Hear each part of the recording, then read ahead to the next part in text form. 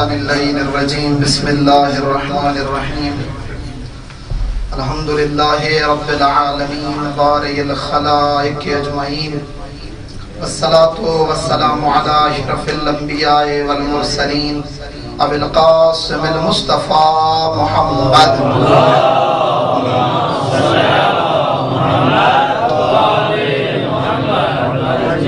وعلى أهل بيته الطيبين الطاهرين المعصومين المنتخبين المنتجبين الذين ذهب الله عنهم الرجس وطهرهم تطهيرا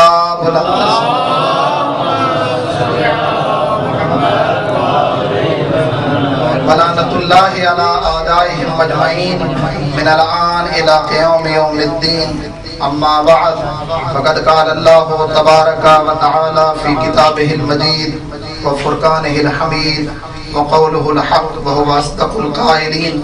بسم الله الرحمن الرحيم بقية الله خير لكم إن كنتم مؤمنين. بلندر صلوات.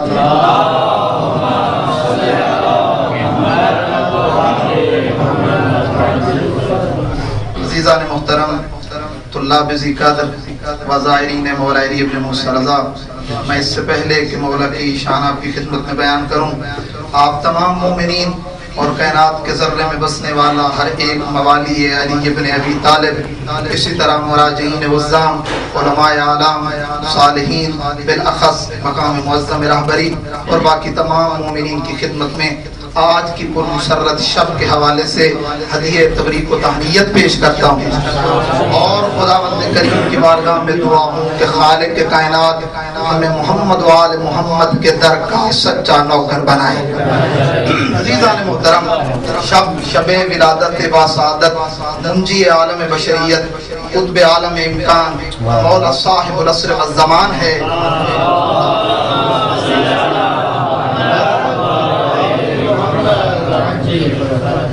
وہ عظمتیں اس پاک ہستی کو حاصل ہیں. عزیزان محترم، میں کوشش کروں گا اپنی گفتگو کو جمع بھی کروں، خلاصہ بھی کروں اور وہ پیغام جو آج میں لے کر آیا ہوں آپ کی خدمت میں بیان بھی کروں.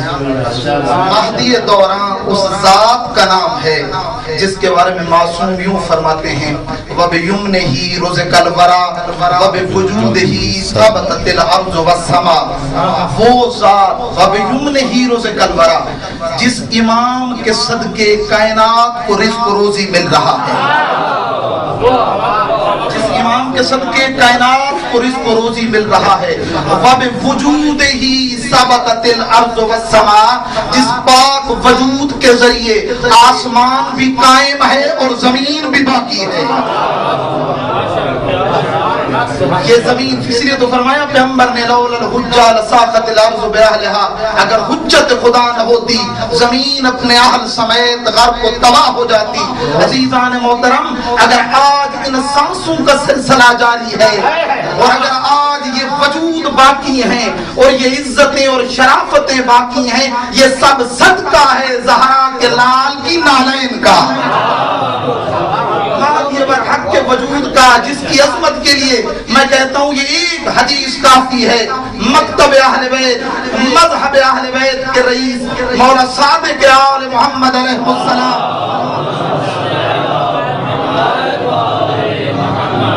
امام نے اپنے الفاظ میں اور اپنی حدیث میں کیسے بیان فرمایا ہے. آئیں دیکھیں امام کے نزدیک اس آخری حجت کی کتنی عزت ہے، کتنی عظمت ہے، کیا مقام ہے. میں آگے چل کے بیان کروں گا. اس چھٹے لال ولایت نے کیا فرمایا؟ فرمایا لو وجدتہ لخدمتہ، فرمایا اگر میں اپنے بیٹے مہدی کے زمانے کو ترک کر لوں، اس پاک بیٹے کو ترک کر لوں، میں صادق اپنے بیٹے کی خدمت کروں گا. عظمتیں آ کر دیکھیں امام زمانہ کی، امام عصر و زمان کی. شب تولد امام برحق ہے. 15 شعبان کا دن کوئی عام دن نہ تھا. عزیزان محترم، دن 15 شعبان کا تھا، شہر سامرہ کا تھا، خانہ گھر بیت امام حسن عسکری کا تھا، گود جناب نرجس خاتون کی تھی جس میں یہ 12واں لال امامت اپنے نور سے پوری کائنات کو منور کرنے آ گیا. پوری کائنات کو منور کرنے آ گیا. آج کی شب کوئی عام شب نہ تھی، یہ وہی شب تھی کہ جب بی بی حکیمہ خاتون، روایت میں ملتا ہے، آئی تھی امام حسن عسکری کے گھر۔ بی بی حکیمہ خاتون پھوپھی ہیں امام حسن عسکری علیہ السلام کی، آئی تھی۔ جب بی بی واپس جانا چاہ رہی تھی تو اس وقت امام نے فرمایا تھا کہ اے پھوپھی جان، آج ٹھہر جائیے، آج خالق کے کائنات مجھ حسن عسکری کے گھر میں اپنی حجت کو بھیجنے والا ہے۔ اس وقت بی بی نے کہا تھا کہ اے بیٹا میں تجھ پہ قربان جاؤں، تو میرا امام ہے، لیکن میں کوئی آثار تو نہیں دیکھ رہی ہوں کہ جس طرح آپ فرما رہے ہیں۔ اس وقت مولا نے یہ فرمایا تھا کہ جب خدا ارادہ کر لیتا ہے، جب خدا کی مرضی یہ بن جاتی ہے کہ وہ اپنی حجت کو زمین پہ بھیجے، پھر ظاہری تمام طریقے کاروں کا وہ سہارا نہیں لیتا، وہ معجز نما ہے۔ بی بی وہاں رہی، شب گزرتی گئی، تہجد کا وقت ہوا، بی بی نے کوئی آثار ولادت نہ دیکھے۔ تہجد کے وقت میں دیکھا امام کی پاک والدہ بی بی نرجس خاتون تہجد کے لیے کھڑی ہوئی، جناب حکیمہ خاتون نے بھی تہجد پڑھی، تہجد ختم ہو گئی، کوئی اثر نظر نہ آیا۔ ادھر چلی امام حسن عسکری کے پاس کہ جا کر کہیں کہ مولا ابھی تک تو کوئی اس طرح کی تاثیر اور اثر نظر نہیں آ رہا۔ ادھر کہا کہ میں نے دل میں سوچا، جس روایت کو میں دیکھ رہا تھا، بی بی حکیمہ خاتون کہتی ہیں میں نے دل میں سوچا کہ جا کر اپنے بیٹے، اپنے بھتیجے امام حسن عسکری سے کہوں کہ ابھی تک کوئی اثر ظاہر نہیں ہوا، کہا دل میں ہی سوچا تھا۔ ادھر مہدی کے بعد بابا نے کمرے میں بیٹھ کر کہا پھوپھی اماں پریشان نہ ہو، بس وقت قریب ہے، وقت قریب ہے، آنے والا ہے میرا بیٹا۔ بس دیر ہی نہ گزری تھی کہ جناب نرجس خاتون پہ وہ تمام اثرات طاری ہوئے۔ عزیزان محترم، بی بی آئیں، جب ایک دوسرے کمرے میں گئی تو بی بی کو نہ پایا، واپس پلٹی امام حسن عسکری کے پاس کہ کہیں جناب نرجس خاتون نہیں ہے۔ ادھر امام کے پاس جب آئی ہیں، امام مسکرائے اور کہا آپ پھوپھی اماں آپ جائیے، اب وہاں موجود ہوں گی۔ جناب حکیمہ خاتون فرماتی ہیں جب میں کمرے میں آئی، میں نے نرجس خاتون کو بیٹھا ہوا پایا، قائم آل محمد کو سجدہ خدا بندی میں پایا۔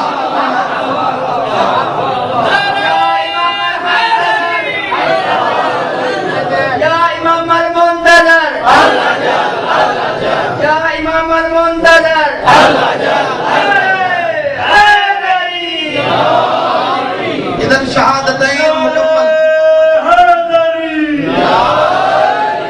شہادتین مکمل ہوئی امام عصر کی۔ شہادتین میں کیا تھا؟ اشہد ان لا الہ الا اللہ واشہد ان محمد رسول اللہ واشہد ان علی ولی اللہ۔ ادھر بی بی نے اٹھایا، امام حسن عسکری کے ہاتھ پہ پہنچے۔ ادھر جب ہاتھ پہ پہنچے ہیں تو کہا میرا بیٹا، جب ہاتھ پہ آئے تو پہلا جملہ جو کہا امام نے وہ یہ تھا کہ وہاں پر امام نے صلوات اور درود پڑھنا شروع کی۔ شہادتین اور شہادت علی ولی اللہ کی گواہی تو دے چکے تھے، وہاں آئے کہا صلی اللہ علی الحسن والحسین وعلی ابن الحسین ومحمد ابن علی وعلی ابن محمد والحسن ابن علی، اسی طرح جب محمد ابن علی وعلی ابن محمد۔ پھر جب بابا کی باری آئی، بابا کے تو ہاتھ میں تھے، وہاں فصیح لسان عربی میں کہا السلام علیکہ یا ابتا، میرا سلام ہو تجھ پہ ہے میرے بابا۔ اور پھر اس کے بعد کہا انا بقیت اللہ فی ارضہ، میں بقیت اللہ ہوں اللہ کی زمین پہ۔ ان کے صلوات پڑھ دیں۔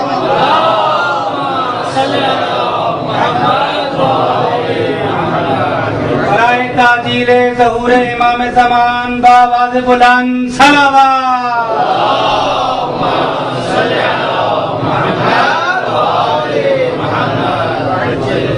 خود مولا کی ذات عظیم ذات ہے۔ عزیزان محترم، پیغمبر جس ہستی کے بارے میں بہت کچھ فرما گئے تھے، فرمایا تھا جس کا نام میرے نام سے ہوگا، جس کی کنیت میری کنیت سے ہوگی، جس کے شمائل، جس کی صورت میری صورت سے ملتی ہوگی، جس کی سیرت میری سیرت سے ملتی ہوگی، فرمایا وہ میرے دین کا محافظ بن کے آئے گا، وہ ایسا کام کرے گا اگر وہ نہ آئے تو آدم سے لے کر خاتم تک، خاتم سے لے کر حسن عسکری تک کسی نہ نبی کی نہ امام کی نہ محنت بچے گی، نہ اللہ کا دین بچے گا۔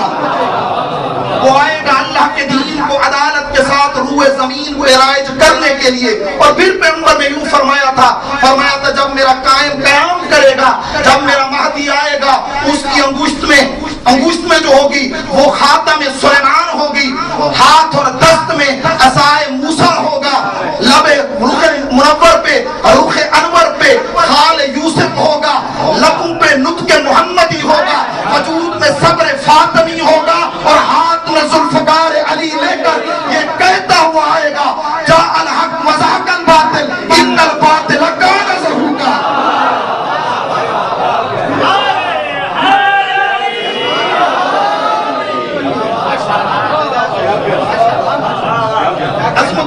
साथ आएगा मेरा लाल। ये रिवायत जिसे मैंने देखा, चंद एक रिवायात थी इमाम बरहक के उन्वान से, और आखिर में मैं इंशाअल्लाह कोशिश करूंगा अब तक मुंतज़रीन की जो खुसूसियात हैं और जो चीजें होनी चाहिए हमारे अंदर वो भी मैं आपको बयान करूंगा। अज़ीज़ान मोहतरम, मकतब अहले बैत में, मज़हब अहले बैत में जिस चीज पे ताकीद की गई है, जिस चीज पे जोर दिया गया है, बाद अज़ मारिफत परवरदिगार व मारिफत नबी मुकर्रम इस्लाम, मारिफत इमाम पे जोर दिया गया है। जब छठे इमाम के पास साहिल आया था, पूछा था मौला आपके जद मौला मजलूम करबला की जियारत का कितना सवाब है, वहाँ इमाम ने इस सवाब को 3 हिस्सों में बयान किया। फरमाया 70 मकबूल हज उम्रा। जब उसने कहा मौला 70, फरमाया 700 मकबूल हज उम्रा। फिर जब उसने कहा मौला 700 मकबूल हज उम्रा, कहा 7000 मकबूल हज उम्रा। फिर जब उसने ये बात आगे बढ़ी, इमाम ने कहा तू चुप हो जा, अगर ज़ाहिर मजलूम करबला मेरे जद की जियारत मारिफत के साथ करेगा, खालिक के कायनात उसके हर कदम पे उसे मकबूल हज का भी सवाब देगा, उम्रे का भी सवाब देगा।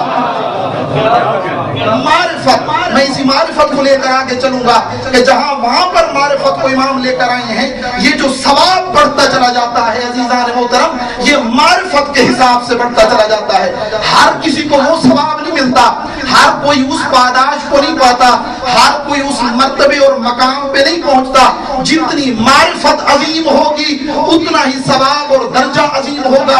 और मारिफत के लिए अज़ीज़ान मोहतरम आंखों का होना जरूरी नहीं है, आंखें हो तो मारिफत आएगी। मारिफत के लिए दिल की आंख का बेदार होना जरूरी है। है ना इमाम सादिक आले मोहम्मद का जो आंखों से नबीना है, अबा बसीर, एक दफा इमाम ने कहा था अबा बसीर कि तू उस मस्जिद के सहन में खड़ा हो जा। मैं फरमाया अपने रावी से कहा, अपने एक जो है शागिर्द से कहा इमाम ने कि मैं मस्जिद के सहन में बैठ जाऊंगा, जो भी आए उनसे ये पूछना, मैं साथ में बैठा हूंगा, जो भी आए उससे ये पूछना इमाम कहाँ है, इमाम कहाँ पे मौजूद है। लोग आते गए, कहा इमाम कहाँ है, कहा में नहीं मालूम। फिर लोग आए, पूछा कहा में नहीं मालूम। इधर नबीना साहबी अबा बसीर हाथ में असा लेकर मस्जिद के दरवाजे पे पहुंचा। साहिल ने कहा है अबा बसीर बता सकता है फरजंद ज़हरा कहाँ है, तेरे वक्त का इमाम कहाँ है। अबा बसीर के जो आंखों से नबीना था, कहा अंधों का इम्तिहान न ले, मैं फरजंद ज़हरा की खुशबू को महसूस कर रहा हूं। पूछता है मेरा इमाम कहाँ है, मेरा इमाम मौजूद है। मारिफत का होना जरूरी है अज़ीज़ान मोहतरम। आज की शब जो इमाम की विरादत की शब है, आज की शब उन चंद रातों में से एक रात है जिस रात खुदावंद करीम अपनी इस रूए जमीन पर अपने बंदों पे रहमत की निगाह से देखता है, करम की निगाह से देखता है। आज वो जात आने वाली है अज़ीज़ान मोहतरम कि जिस जात के वजूद की वजह से अल्लाह का दीन भी बाकी है, मोहम्मद मुस्तफा की शरीयत भी बाकी है, और रूए जमीन पे बसने वाले लोग भी बाकी हैं। आज अगर हमारी मारिफत में इजाफा न हुआ, आए हकीकी मुंतजिर बने, आए इमाम को हकीकत में पहचाने, हम किसका इंतजार कर रहे हैं। 3 इस्तिलाहें हैं अज़ीज़ान मोहतरम, मुंतजिर, मुंतजर और इंतजार। 3 चीजें हैं यहाँ पर। एक इंतजार करने वाले हैं, एक वो जिनका इंतजार किया जा रहा है, और दूसरा खुद इंतजार है। इंतजार किस चीज का किया जा रहा है, कौन सी वो चीज है जिसका हम इंतजार कर रहे हैं। खुद अलिफ बाय महदवियत बहुत काफी अच्छी और ज़ख़ीम किताब है, जिसमें अलिफ से लेकर या तक हर वो चीज के जो इमाम से मरबूत है साहिब किताब उसमें लेकर आया है। वहां बड़ा लतीफ नुक्ता जिसकी तरफ उसने इशारा किया, कहा कि हम हैं मुंतजिर, इमाम है मुंतजर, जिनका इंतजार किया जा रहा है। इंतजार किस चीज का कर रहे हैं, का इंतजार के लिए जरूरी होता है। अगर कोई बंदा, आप किसी को दावत देते हैं, आप उसका इंतजार करते हैं, आप हो गए मुंतजिर, आने वाला हो गया मुंतजर। इंतजार इसीलिए किया जा रहा है वो मेरे घर में आएगा, मेरे घर में बैठ के खाना खाएगा। या अगर आप किसी आलिम दीन का इंतजार करते हैं, इसीलिए करते हैं कि वो आएगा, मारिफ से, अहकाम से हमें आशना कराएगा। का हम इंतजार कर रहे हैं एक चीज का। तवज्जो मेरी तरफ रहे अज़ीज़ान मोहतरम, आपको एक मुहिम नुक्ते की तरफ ले जाना चाह रहा हूं। हम इंतजार कर रहे हैं इमाम का इस चीज से कि मौला हम बेअदालती से तंग आ गए हैं, माशाअल्लाह। मौला हम जुल्म जौर से तंग आ चुके हैं, मौला हम बिदअतों से तंग आ चुके हैं, मौला हम गुनाहों से तंग आ चुके हैं, मौला हम कायनात में जुल्म व बरबरियत से तंग आ चुके हैं, मौला हम इन तमाम बिदअत بدعتوں، ان تمام ضلالتوں سے تنگ آ چکے ہیں۔ اب انتظار کیا ہو رہا ہے کہ ان تمام برائیوں سے ہم تنگ آ چکے ہیں، ان تمام غلطیوں سے ہم تنگ آ چکے ہیں۔ مولا آئیے اس ظلم و جور سے بھری زمین کو عدل و انصاف سے پر کیجئے۔ عزیزان محترم، منتظر ہیں ہم اس چیز کے، اگر یہ انتظار اگر حقیقی معنوں میں ہو تو ہم منتظر ہیں۔ اگر میں ظلم سے متنفر ہوں تو پھر امام کا منتظر تب بنوں گا جب خود بھی ظلم نہ کرتا نظر آؤں گا۔ میں امام کا، اگر میں گناہوں لے کہتا ہوں مولا یہ دنیا جو ہے یہ گناہوں سے پر ہو چکی ہے، خطاؤں سے پر ہو چکی ہے، میں امام کا حقیقی منتظر تب بنوں گا جب میں خود بھی گناہوں سے باز آ جاؤں، جب یہ میرا پورا بدن میرے کنٹرول میں رہے۔ تو میں اکثر اپنی مجلس میں کہتا ہوں، ہمارے استاد نے بڑی پیاری بات کی تھی، وہ کہتے تھے زلیخا نے ایک دفعہ یوسف سے کہا تھا، اے یوسف میں بھی حسین ہوں، ٹھیک ہے تو نبی ہے، تیرا حسن اپنی مثال آپ ہے، ایک دفعہ تو میری طرف نگاہ کر لے، ایک دفعہ تو مجھے دیکھ لے، کیا ہو جائے گا ایک دفعہ دیکھنے میں؟ ایک دفعہ اللہ کے اس پاک نبی نے، یوسف پیغمبر نے آگے بڑھ کے زلیخا سے یہ بڑی عجیب بات کی تھی، کہا اے زلیخا میں تجھے ضرور دیکھتا اگر یہ آنکھیں میری اپنی ہوتی، اگر یہ آنکھیں میری اپنی ہوتی، یہ میرے رب کی امانت ہے۔ عزیزان محترم، یہ پورے کا پورا وجود، یہ بدن جس طرح اللہ کی امانت اور اللہ کی ولایت اس بدن پہ ہے، ویسے ہی وقت کے امام کی ولایت اس بدن پہ ہے، ویسے ہی وقت کے امام کی حکومت اس بدن پہ ہے۔ آئے کوشش کریں اپنے امام کو ناراضی نہ کریں، اپنے امام کو ناراحت نہ کریں، کوشش کریں اس طریقے سے منتظر بنے کہ ہمارا امام ہم سے راضی و خوشنود ہو جائے۔ تو عرض کر رہا تھا آپ کی خدمت میں اور روایت آپ کو سنانا چاہ رہا تھا، خود راوی ہے احمد بن اسحاق، یہ کہتا ہے میں، آپ لوگ تھک تو نہیں رہے ہیں؟ ماشاءاللہ ماشاءاللہ ماشاءاللہ۔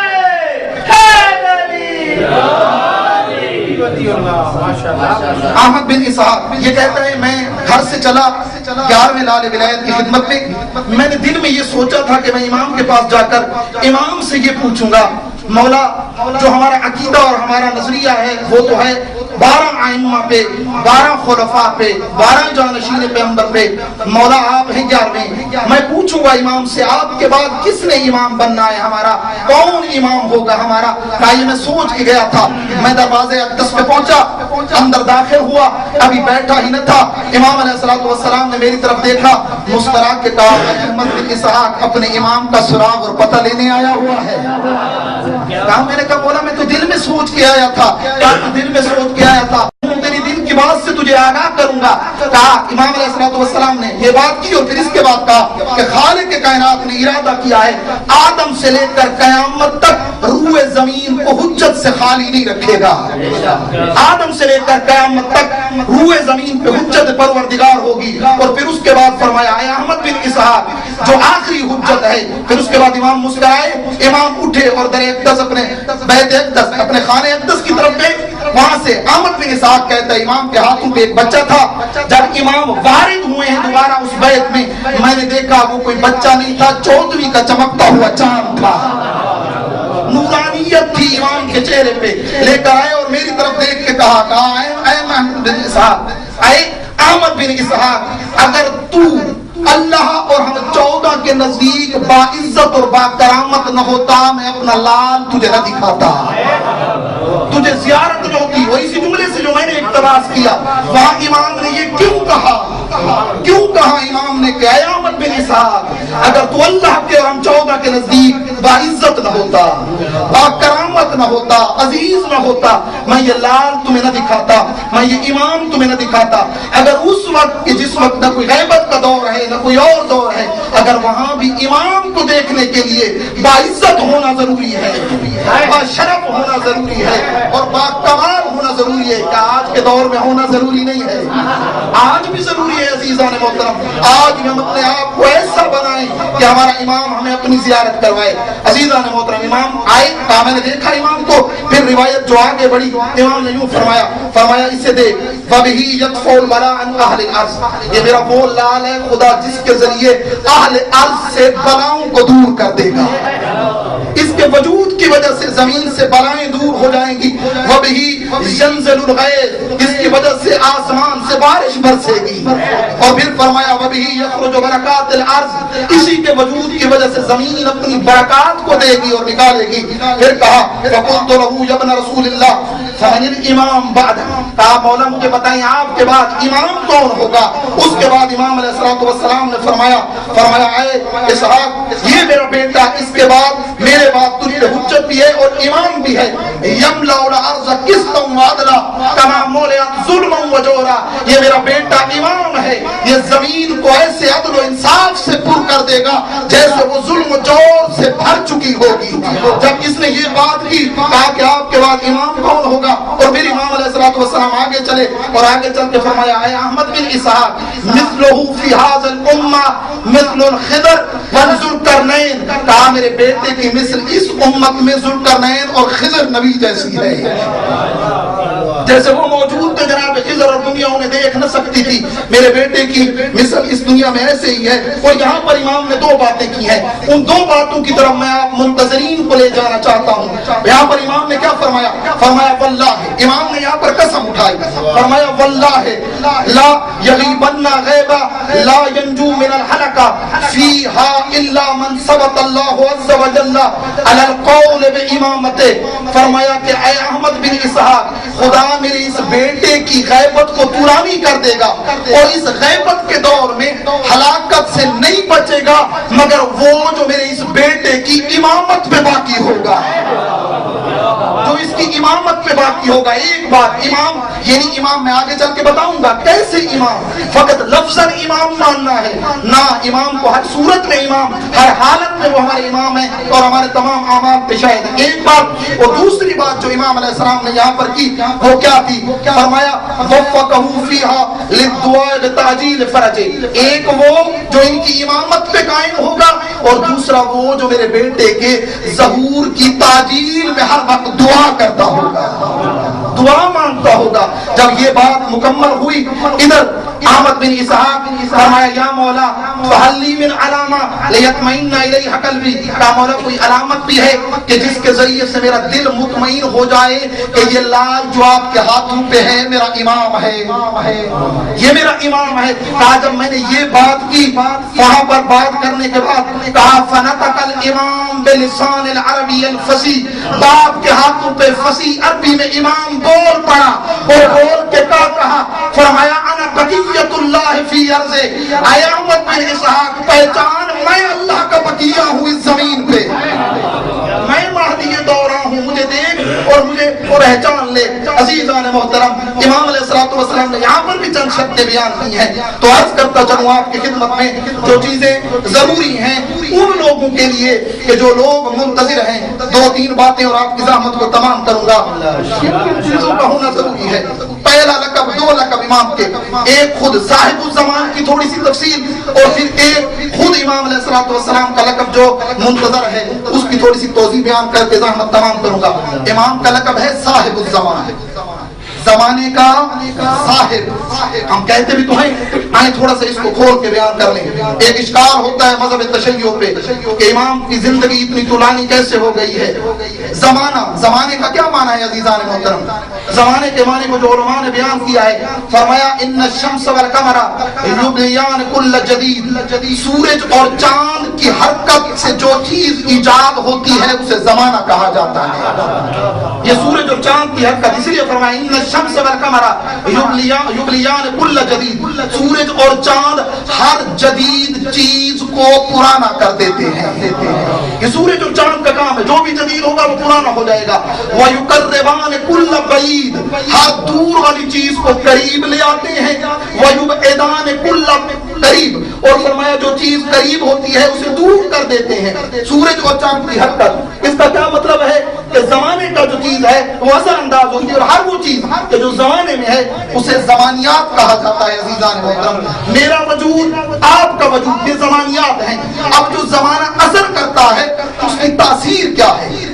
بچہ جو ہوگا وہ جوان ہو جائے گا، جوان بوڑھا ہو جائے گا، جو صحت میں تھا وہ ضعیف ہو جائے گا۔ یہ زمانے کا کام ہے. یعنی زمانہ ہر وہ چیز کہ جو انسان ہے یا جو غیر انسان ہے اس پہ اپنا اثر رکھتی ہے. جوان کو ضعیف, بچے کو جوان, اسی طرح کسی اور کو جو بھی چیزیں, اگر تازہ کھانا ہے تو وہ باسی ہو جائے گا, پھل تازہ ہے وہ بوسیدہ ہو جائے گا, نئی بلڈنگ پرانی ہو جائے گی. کیوں؟ زمانے کی وجہ سے کہ زمانے کا ایک اثر ہے. زمانہ اثر کرتا ہے ان پہ جو زمانیات کی صفت سے متصف ہو. زمانہ اس پہ اثر نہیں کرتا جو صاحب الزمان ہو, جو صاحب الزمان ہو. اب زمانے کی تاثیر مجھ پہ اور آپ پہ تو ہو سکتی ہے, امام زمان اور صاحب زمان پہ نہیں ہو سکتی. کیوں؟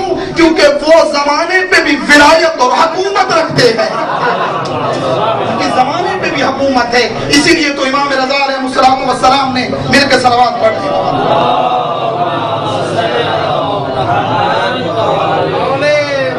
امام علیہ السلام نے اسی چیز کی طرف بیان کیا, فرمایا کہ جب ہمارا مہدی ظہور کرے گا ان یکون شیخا وشاب المنظر, زمانے اور وقت کے اعتبار سے تو اسے ضعیف ہونا چاہیے تھا, جو کئی ہزار سال گزر گئے ہیں, لیکن جو بھی ہمارے مہدی کو دیکھے گا جوان نظر آئے گا. شاب المنظر, جوان نظر آئے گا. عزیزان محترم, عرض کرتا چلوں آپ کی خدمت میں منتظر کے حوالے سے کون سی ذمہ داریاں ہیں آج کے اس دور میں ہم تمام منتظرین کی. دو تین چیزوں کو میں نے پوائنٹڈ کیا ہے جنہیں میں نے آپ کی خدمت میں بیان کرنا ہے. پہلی چیز, ہم میں سے ہر ایک منتظر امام کا احساس حضور رکھے. شاید میں نہیں سمجھا پایا ہوں آپ کو. ہم امام کے ظہور کے منتظر ہیں, حضور کے منتظر نہیں ہیں. ہم امام کے ظہور کے منتظر ہیں, حضور کے منتظر نہیں ہیں. یہ ہمارا عقیدہ ہے. امام حاضر بھی ہے, ناظر بھی ہے. ہم میں سے ہر ایک کے تمام اعمال کو امام دیکھ رہا ہے, امام حاضر ہے. اور یہی تو وجہ ہے آج کی شب ہم میں سے ہر ایک کا عمل وقت کے امام کی بارگاہ میں پہنچے گا. آئیں اپنے اعمال کو درست کریں. شب جمعہ میں بھی امام کے پاس پہنچتا ہے. اور پھر وہ حدیث بڑی عظیم حدیث تھی کہ جسے امام علیہ السلام نے بھی اسی عنوان سے کہا کہ جو بھی چیز خداوند کریم کی طرف سے اپنی مخلوق پہ پہنچتی ہے وہ سب سے پہلے ہمارے مہدی کے ہاتھ پہ آتی ہے. جو بھی نازل ہوتا ہے ہمارے مہدی کے ہاتھ پہ آتا ہے. میں ان کی مرضی وہ جس کو دیں. اور جو لوگوں کی طرف سے نیک اعمال اللہ کی طرف جاتے ہیں وہ بھی ہمارے مہدی کے ہاتھ پہ پہلے پہنچتے ہیں. امام جب اس پہ مہر لگا دیتے ہیں تو وہ اوپر جاتے ہیں. تو عرض کر رہا تھا منتظرین کے لیے پہلی صفت اور ضروری صفت ہے کہ وہ احساس حضور رکھیں. امام ہمارا حاضر ہے, غائب نہیں ہے. پھر علی بن مہدیار آپ کے سامنے ہے, دیوانہ تھا یہ امام کا.